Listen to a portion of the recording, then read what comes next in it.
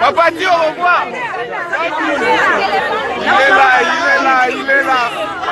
Il est là. Le patron des patrons. Le Raïs Kabang, le président jusqu'à l'infini. Il est là, le président jusqu'à l'infini. Jusqu'à l'infini. Jusqu'à l'infini. De 0 à 0, il est toujours le président. Si tu es mon mari, n'a pas l'amitié. Oh, ya, n'a pas bébé. Oh, ya. Let's be here. And let's seek God. We are in a time that we are seeking God. And I need everyone. Let's all be together. The Bible is clear. Pray for one another. Amen. God bless you.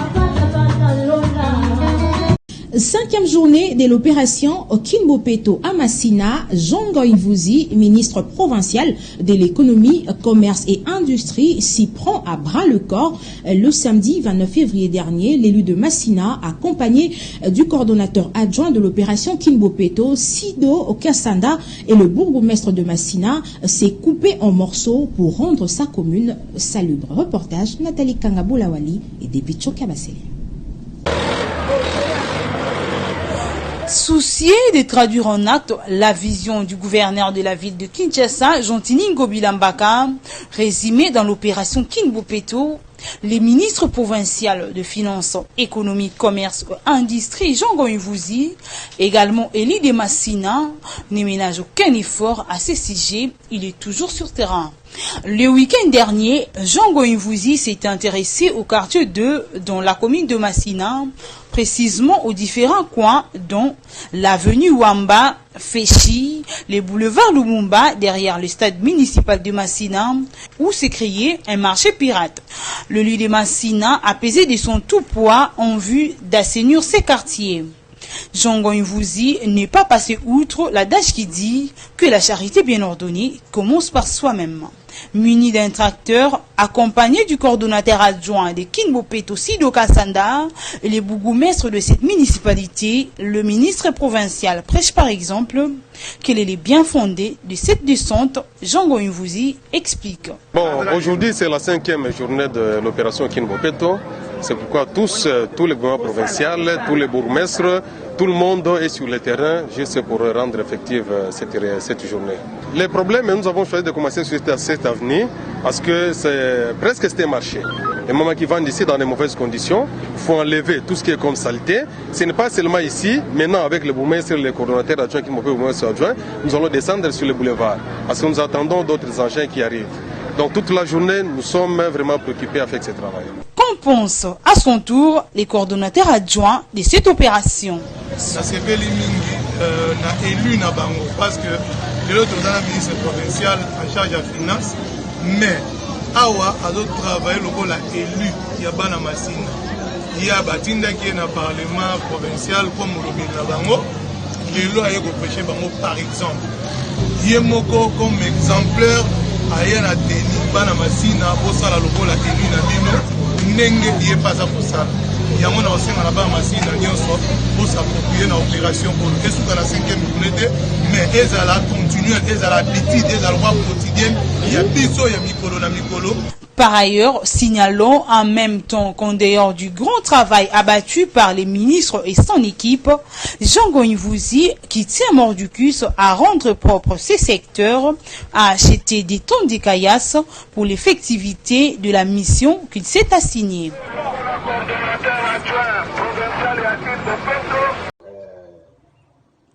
Président Labissona Ndeko Oyazali gouverneur Jean-Tini Ngobila azosala pona bopeto mais na ina stade binote ezala bana Londres ndenge basala makambo wana donc ezala makambo oyo banda na banda kala depuis président Kabila zala sikoyo lokola président Félix Akoti yango sikoyo moni bana lene bakani kobima bomoni ndeko oyo babengi na Sido Kasanga eza Placide Kasanga ye wana bomoni la foule a mis sur un mot, donc bateau le président a déjà dit oui. Mais nous avons un mot là sur vidéo au moins dans un radio. Thank you. To continue kati babi opona baweza na siku na suga mboka ya liboso naza mokolo kolanda pona mukete na botamina le 12 mai 1955. Ah bon, au garde de taille. J'ai 64 ans. D'accord. Yango na yaki awa na mosi na ngai. Tokosala mosala ya ndako. Oui. Moko mosusu bandeko bakuta poto bakelele sika kovanda. Yango Boketu atindaki mbongo yango natongi ndako oyo. Donc Boketu ayoye mtatinda mbongo batonga wa. Moto aza kotonga ndako oyo. En tout cas to esila kana ngana vanda na ngata awa. Esili kwa kote moko ebandi kosila ototie papa yango ndengai na fandi na mbandaka ngai ya na bango ya liboso. Boketu abotami awa ndako Boketu akoleli tobuka ozaki depo ya kotia babiloko ya ndako yango pe nanu lokwa ndako esili te tovandi mwa pembeni na ino soki ba chambre na ngai silinde tokotia. Bongo komba ya Boketu ndinga bundaka wana bino pe bosepela nango. Bon komba ya Boketu eza inspiration ya Nzambe ndenge koti ki abundela mboka. Biso pe toza kobunda pona Jésus Christ. Yango biso toza pona Yesu Masiya eta bikisa biso pa bikisa libota etambola malamu. Po biso papa na biso aza plombier, mama na biso pe azalaki mukati bilanga. Babokoli biso yango pe Nzambe na mawana epe na ngolu ndenge asali lelo Boketu atelema pona libota mobimba pe telema. Siko koyemba Boketu bandeko bozolanda toza vraiment na kati mbandaka na Air Congo quartier Air Congo donc toza vraiment na mbandaka na suka ya mboka donc tozo tuna ba renseignement oyo balinga Boketu na ba oyo bayeba ki ba renseignement na ete bo toyeba lelo toyebi déjà ki Boketu abotama awa na mbandaka donc musique na ye wana inspiration yela ya Swede e bandaka ye kaka na bomwana Boketu azalaki moto bandai kotanga moko abwi masuwa ake Kinshasa inspiration na eko kokota ye pona ye na biso moko abalaki lusaki vanda Anne-Marie. Bonjour, welcome back, welcome to Bomoni image ya oyo ya ndeko na biso oyo Boketu wana epa na bango na mbandaka ba filmer ndenge zotonga. Donc cela veut dire il a compris qu'il a aussi la combat na e ba combat no su ba sala wana ezala ngaka pona distraire peuple de Dieu, ezala ngaka pona distraire ba peuple congolais, mais en réalité baliaka na bango mbongo ya ba gouvernement baliaka mbongo ba tuno surtout que l'homme Moïse Katumba a besoin que non fingi langa ce qui mutuboye ba pesi mbongo fingi c'est langa bo pesi mbongo fingi. Donc ce sont des bateaux bazoko embouiller peuple congolais kaka dans les vides. Alors lelo na loba mwa muke pona to fungula mémoire ya bato ba koyeba ke eloko zo senga na mboka na biso poza la bien il faut tozaka na boyokani tant tozana boyokani tozana bolingo nde makambo ekine bien nalakisa bino susu image bomona ndenge bande kwa IDPS bazosenga ke la mère Mende azonga bona ozongela bino after this video. Thank you. Ya la mère Mende eponga la chair ona oketela ke mafu alobi ka de droit bolukakia osolenga pona ni yango nalobi ya la mère Mende azonga remplacer Jolino Makelele.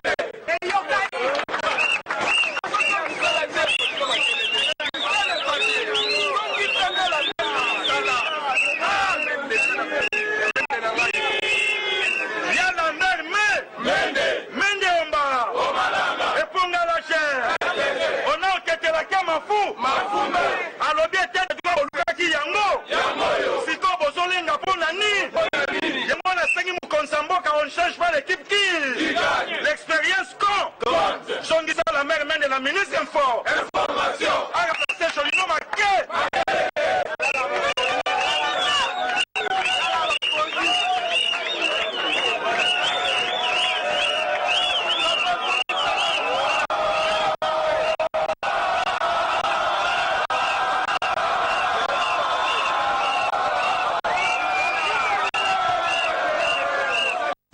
Sans francs à belé. Où est allé? Ah! Mais biscuits à 100 francs. Des biscuits sans faisait sauter, ça qui me faisait sauter. Ata bazoka. Exact, bazoka 100 francs. Oh, ils ont 50. Des fois, tu m'as commis ça tout 100 francs. Ils ont commis moko 100 francs. Donc, dollar, ils ont commis à niveau moi au saralate. Batuni président lobby, biloko ils ont commis à po, basoti mouton. Tous les basoti mouton, ce que c'est les. Ndako occupé no mabungu na biso, mais pour le moment, tous à non zala. Nda lobby. Yo makambozo lo ba oyo la na TV. Ah, na ndaki na TV mo kazaki yake lobby yake otaba sorti mouton. Biso za ana sima marché liberté na commune Masina. Lobby président zaki na commune Masina. Yake otala ba sorti mouton ndezo sala ma alobaki. Alobi to zela no ba sorti mouton sila soki sili après ndako occuper mabungu na biso. Mais ngalo mo les amours passe parce que Kabila tango azalaki ayaki na 5 chantiers. Batu baleli banzala. Pona ngala mona ki président de bakoti sieboye ezalaki normalement occupé no mabungu na biso. En tout cas, j'étais très vraiment étonné au mon président yé ayoka ki amona ki pe makamba ba 5 chantiers. Ma yé ya bandeli ba sorti mouton. Babo mabiso. En tout cas, babo mabiso. Mais donc sungaka par rapport à embouteillage, ba blo mo ya bongo. Sunga na on a pas embouteillage pour toka. En tout cas, toi vraiment on a pensé ça 100% tout toka. Embouteillage tout ana miyibi bazo yiba tout cas on a pensé les hommes ça qui toko. Tout ana en tout cas tout toka pour toka ça pour un sport physique ko toka. On a pensé nzamba pambo la président pour toka penza physique to bando ça la route. Ko toka muyiba ko yiba ko kimamba ko welela. En tout cas pour on a bravo. Mais pour nous désolé. Donc, mes chers internautes, comprenez, na boutique on est bon monia et l'aura sans faisaka mabélé et puis na bazoka oh non c'est tika les bandits ça 50 200 francs. Imaginez-vous ça 50 200 francs. Donc moi na 50 francs à un bon hauteur roulé la dame moi biscuit. La mine peut na mono pas 50 francs 100 francs bandoli en sous te to la mbongo asika ibimisi ya mtu Kabila ne Tshisekedi. Ça quand même kuna na banque.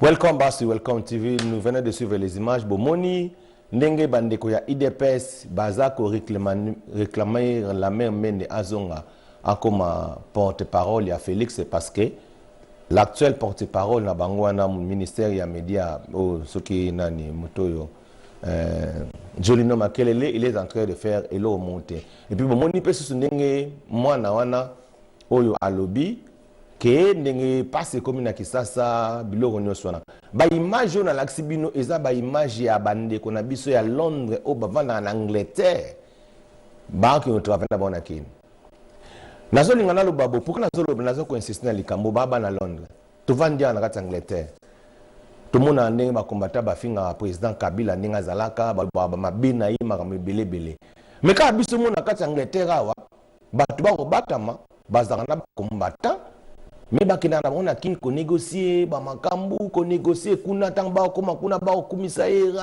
rais bazo betele maboko ko ba bien na ye et voilà les losiko yo tango nzamba yo sala grâce andimi ape manaye avanda parce que lokola ya lukaka pe ya Congo alukaka pe ya peuple congolais alukaka kimia atiki bokonzi pa ya président Félix Tshisekedi.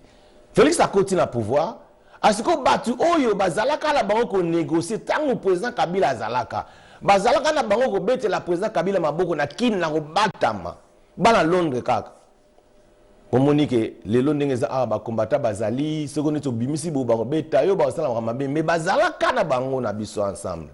Mais lelo to moni lelo batu bazokende to moni Placide kuna na kin, a sukola ba terrasser. To moni ngoti. A ko sukola ba terrasser na kin na bani nazali coordinateur adjoint ya likambo ya bobeto na kin ya nani ya gouverneur nani gouverneur nani Jantiningo Bilawana. Donc kasi kala donc ata Félix kala ndenga ye ndaki akoti de se bimité ba dossier na biso za olala do masolo les ama solo depuis président Kabila vanda ba olukande ne osala po basala na batama le ba filmer filmame ngabe batindelinga bonga na communicateur de la diaspora na la sabatu makamba bien na la sabatu nzela na la sabino kasi bolanda na bino bato ba olobate na pesa ka exemple moni ba lelo le sumo combattant mo ngazolo bazoleka so ba benge ba pesa ta musala pa osukola ba terrasse na bazima mbongo au sana ye poloto bozo boyo osukola ba terrasse na poto mais boke no osukola ba terrasse na kin ezaka mabete parce que luka bopeto oui bien sûr mais bana poto ya Londres na bo moni Placide kuna bimi na komba Sido Kasanda mais ye wana siko Placide mais on batama ka soka ya batama na enie pourquoi na lobi na zolo bayango na loba yango parce que na zolo ebisa bino président Kabila bino bomonda ngande bokanisa ngande na yebisa bino azaka ni mutu malamu aza mutu alinga ne intérêt ya batu donc vini ngwane ezala batu musu basala pona osala ka ben intérêt ya batu mais lelo ndenge tozolo baka awa et comme lelo passi pona koloba leti bien ya ye parce que batu baka on flatteur non o ezali kamba flatterité siko ezali kamba flatterie bongo batu ba oloba te ba ke ne kozwa misala na kin batu ya diaspora ebele wana batami na bango basa pe musala bien te. Tout le monde demande dans le bit. Habitant président Kabila azalaki boto yo kinga lobby passe zoko la kin makasi. Si vous passez on aussi à comment et que si là nazo yebisa bino eloko mo o bino bolinga ko yokate. Eloko mo bino bolinga te no bat balo barango. Bino bozo comprendre te. Eloko bino bolinga ko yokate et que le président Félix Tshisekedi aime le président Kabila. Bolinga yokango te. Si ko tango yemo président de la République alors que le président Kabila aza partenaire nanga on travaille ensemble bino bolingi koyoka yango te mais le problème c'est que vous êtes en train de créer bolinga bokotsa kaka zizani batu bayeba ko kabwana division ezaka ya nzambe te au moins na kati na mboka na biso Congo et salama nanu te président moka bimina président Koti c'est pour la première fois salami alors biso loko tokai ko sala tozaka na bolingo na bango mibale. Et là, il se clé en mona, il y a moto, il y a le sambe la tu n'as pas l'amour, tu haïs ton frère, mon sambe la n'engeni. Alors, premier commandement, la biso, on va passer ça que tolingana, tous à la bolingo, aimez-nous les uns les autres. Linga pe ndekona yo, linga pe ennemi na yo, mais les autres, tous à la bolingo wanate. Et puis, le moment, on a zolinga koloba à chaque fois. Na bon, sur l'un de mon lobby, na biso, mon les autres, le caraba problème dans les vides. Pourquoi? Parce que nous sommes en train d'amener la malédiction dans notre pays. Et le bi, une personne a dirigé Mboka, ou Azali roi président de la République, donc nous avons dirigé Mboka. Ba finga ka été, ba le bagamabe na été. Ceux qui osent le bagamabe, na muto azo dirigé Mboka, tu es en train d'amener la malédiction dans les pays. Si vous le belanga siko, ne ba finga président Félix wana, ba to ba finga ba olukanini. Malédiction na mboka te. Bataba au fin na bazolu kasiko bénédiction to malédiction. Cela veut dire ils sont en train de chercher la malédiction. Et puis Bible lobby, ceux qui bolingi bozala bien. Il faut commencer par honorer les autorités du pays. Bo bandi ko honorer bango bandi ko linga bango. Et Nzambe akoyeba ko pambola mboka wana. Mais ce que biso do ça le contraire. Pas ces autres salama na mboka parce que tous ont mené malédiction na kati na mboka na biso. Le président actuel batuba au sala tuba kabola bango. Pour balukasiko ke crise kota la Congo makasi ba enfoncer Congo na kasi na ndenge ya mabe batu ba wanda souffrir comme soki ndenge nini parce que lo ba luka yango wana tant que batu bazala boyokani Et c'est alors makambo tambola bien. Et c'est alors aux hommes que non ba investir mais bon y en a bon parce que unité zali. Pour déjà bolingo zali. Président Kabila lingi Félix. Preuve en est que article les pouvoirs. Et ça preuve. Et deuxième des choses, président Félix a lingi Kabila. De preuve en est que basali que ba travailler ensemble. Zana ibsa bino loko moko na mona lobina otala bande ko ba loba. Ba discuter ezali ne pas discuter mon boy. Boza ko se poumoner pour rien. Nene sabino loko moko pona reweba que président Kabila zane bien. Tant avant qui na bo continuer avant dia moni ki no ba congolais biso no surtout ko pata. Ah bon, c'est que je dois faire. Bon posa ba kotoyo bona bo to sala to sangana biso no ensemble. Na lobaka ngona sala émission. To sangana ensemble na biso bato a majorité na bo posa to sangana ensemble to ba ko travailler na bo moko ensemble tanga tala ngekoka mutu msu pas remplacer mais to sala na bo moko. Aye ko sala FCC.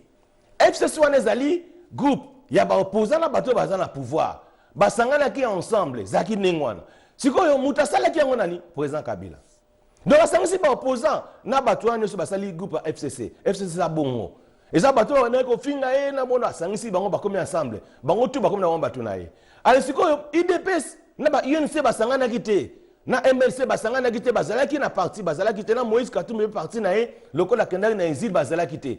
Si le président Kabila a besoin de Bolamo, ay bon élection zoya. Bon ndenge awa batona ba osanganate, ay ko sangisa sikoyo asali cash. Laissez moi demander à mon amate mais cash muta foma président Kabila peka. Asangisi IDPS na UNC. Asangisi bango abibo bino pas on s'appelle la partie bino parce que batu musupi ba ya ko région de bino. Donc cela veut dire il est en train d'arranger makambo za la bien. Mais sikoyo batu ba comprendre était. Donc, Asali FCC, Asali Cash, yem fondateur. Alors, si vous avez Asali Yango Basangani, et lelo, tant que comme il est comme pour la Kobimisa, président de la République, et là, il faut y baka. Et le second salamanango, bapoina bango moto. Et ça, batu musu ba votarate. Si vous batona ba votarate, ba voana bango kenda wapi et kende na gouvernement eux en place. Donc, quoi dit gouvernement qui en place, qui gouvernement ya président Kabila PPD, mais à Sangisari FCC na kati. Si il fallait voir wana o etikale belé batu ba votate ba pesango et pas il y a dauphin président Kabila qui était Emmanuel Ramazani. De son ba pesier ba voir na surtout à gagner l'élection. Alors c'est comme si ko likambo wa choix et comme si ko likambo que non mboka eza ba désordre ce ka sali bo ba te continuité comme belé. Bon pour chercher la paix ben descend eza na mboka te avandi atali. Abi maintenant, qu'est-ce que je dois faire? IDPS, baza la peine à compréhension à bango. Félix, abunda petro, papa na ya kufi. Likolaka ya komba, ngabe papa na kufa. Na moni, na soana bango. Asoana Félix, aboni ki ayoki Félix. Asoli pena nani ona muto su Fayulu. Ayoki Fayulu ba soana ye ba otune makambo, siko ba pesa bo konzi. Donc pour vous montrer que ba pesa ka yango. Esa ngo lo ba makambo, ba pesa. Si vous Fayulu on a répondu mbala moko ye azowe la leader mais alobi nini ke ngana na tuna Moïse Nambemba mbala moko na catégorie na question leadership on a déconsidéré parce que tu ne peux pas prendre la décision toi-même il faut que tu na batu ba déconsidérer que mbala moko mais Félix alobaki pena masolo bien alobi ndenge za awa na koloba pena vérité on va travailler ensemble donc ba eko solo là basoli ba yokani bien apprendre des décisions na yemoko. Voilà pourquoi bah voir oh bah pesa batute wana oh bah pesa ezara na kata gouvernement en place bah pesa au Félix et Félix a passé ce que le président de la République a yépe ko comprendre de temps à côté na kibo konzi bah yebise que non makamango za boye babi tumba ya est wana e utaka boye amoni que le président Kabila n'a rien à voir na makamutu wana a ko comprendre il va démentir ngomba na mbala. Non, Félix Tshisekedi daza mwana malamu. Félix Tshisekedi c'est un combattant ya vrai ya solo. Siko yo ko sa ndeni ya koli na combat bundi na combat ayebi. Bon elo nini so lelo amona ki mabe nga loba ne pas sa présidente. Ba meke baza simana e bazo supporter et puis les américains baza na besoin que ba kabola bango na président Kabila. Ako sala ngo. Mais lui étant que mwana malamu combattant azala intérêt ya Congo ya peuple congolais. Ayebi que président Kabila c'est un innocent. Président Kabila n'a rien à voir. Il y a crise, il y a mboka. Et ça, biso moko ba ninga loba ki za ba makopa. ba makopa ya biso ba congolais ba osala pona ko yibaka ba minéraux pona osala ba makamno sous en fait mboka est comme en crise. Bon, c'est aussi que nous devons faire pour la crise wana ici là, il faut première des choses, l'état de droit au Yakot ici, c'est une bonne idée. Deuxième des choses, tolingaye. Je m'adresse au peuple congolais, surtout aux combattants. Tolinga président en place parce que eza biblique. Président n'est surtout en place. Ba finga raté. Ba lo ba mabete. Pour ceux qui ont mabé, ozo me ma malédiction na mboka. Please, nous n'avons pas besoin de malédiction na mboka. Peuple na biso a tant souffert. Ba noka mingi, ba crise de commission qui a ndenge nini. Donc, biloko na pour photo éviter yango to sali amour, to appuyer Félix Wana. Bono bateke ote o azo sangana ba Rwandais. Pays o esangana ka na ba 9 voisins ezaka Congo. Congo la pays moko ezana esimbi monde entier. Donc toute personne azolunga ka abundisa Congo pona nini Congo est avancé te. Et ce que nous devons faire pour na stopper ba biloko wana, il faut que zala boyoka na ba voisins na biso nyonso wana. Tous les 9 voisins. Tant que yoka na ba voisins nyonso wana. Et c'est alors yozo ningo bunisa Congo bunisa sous dépôt de ça ba mi. Mais masolo yango wana. Siko bisa siko yo. Et bon elo mona na lo bato ye bango. Congo ko ezala nango balkanisé te. Congo soko ngeza balkanisé na time Mobutu depuis kala. Ba makambo Congo eza ba makambo to ko ta ngo député ezoko mo la distraction. Mais le nga kana tali sabino.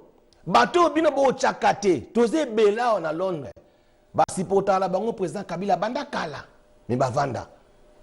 Si vous comprenez ça, Sabine Boyeba ke président Kabila za bien. Ya wana les preuves. Président Tshisekedi tanga yaki alobaki ah bolanda e bien. Avec ceux qui bozo bloqué. Bozo sala kake likambiso oya yaki asala ngona kati ya Congo. Bozo empêcher asala ngo. Abaki ni biki rouge. Et puis ngape na bakisi. Donc cela veut dire autika. Donc autika na ye arozong sa bokonzi place azwaki yango. Si vous avez un peu de place à et ça là aussi, biso, tokoyeba koyeba, ndenge Bible lobi, ba finga kamuta dijambo kate. Tolinga ba président na biso et puis pour la bénédiction de notre pays, les lokaka. Na sabino secret, ce bolingi président Kabila Congo bongi. Na soki wana. God bless you. Thank you.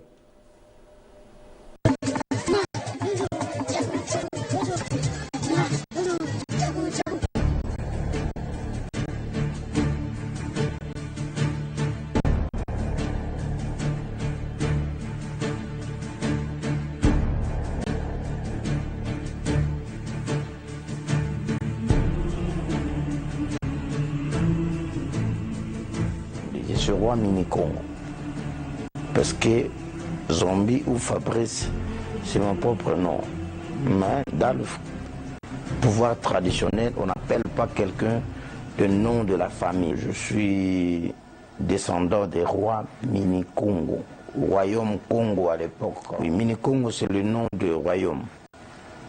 Donc, explication, il y a pourquoi bah, choisir Yo. Je peux dire pouvoir traditionnel ezala kanaba lignée. Alors il y a un lignée mususu qui sili bako sauter bake kuluka na lignée mususu oyo bazana kati ya nzela wana ya makila wana nga c'est pourquoi je t'ai choisi. C'était par rapport peut-être na kina lignée wana nazana makila wana na botem na kati ya libota wana ya makila ya bokonzi comme note koloba na yo ke epai na biso basuku pouvoir na biso eza matriaka donc eza na bo mama moko ya koko ya mama na nga je peux dire azalaki mokitani ya roi mini-Congo. Et tangu ye akei aza susu na mokili, et le moment que roi mini-Congo y cherchait maintenant na lignée ya mandefu ke moko il faut aya kokota na bokonzi Et Mandef a soutenu Akoufa. Et il a choisi maintenant Libota. Il y a Mandef. Mon grand-fils Naé, qui est moi, Azaki a appelé depuis 2005. À l'époque, c'était encore Grand Bandundu, qui a Kendeko, là, Tabokonzi, Yamini Congo.